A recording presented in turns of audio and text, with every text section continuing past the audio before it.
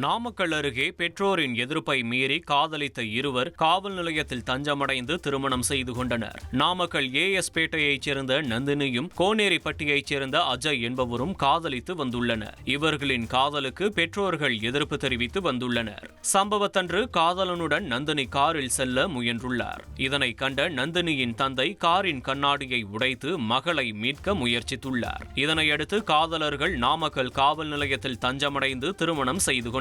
பின் இருவரையும் காதலன் வீட்டிற்கு போலீசார் அனுப்பி வைத்தனர்.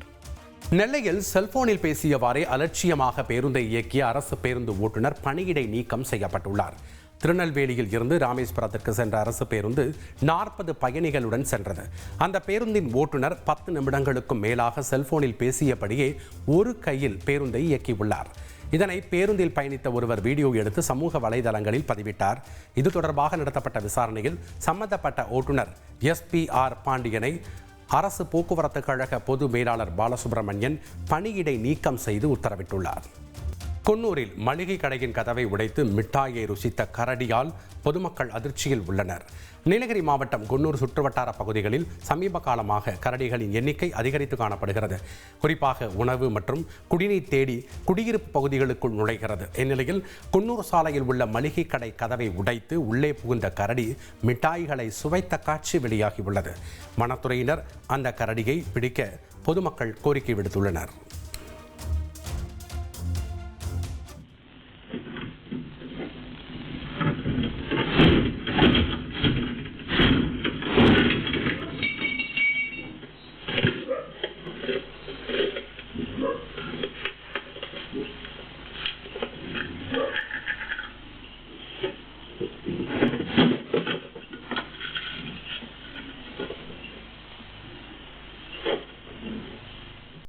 ஃப்ரெண்ட் ஆக்கிக்கோங்க. தந்தி டிவியின் சப்ஸ்கிரைபர்ஸ் அண்ட் ஃபாலோவர்ஸ் குடும்பத்துல நீங்களும் இணையுங்க.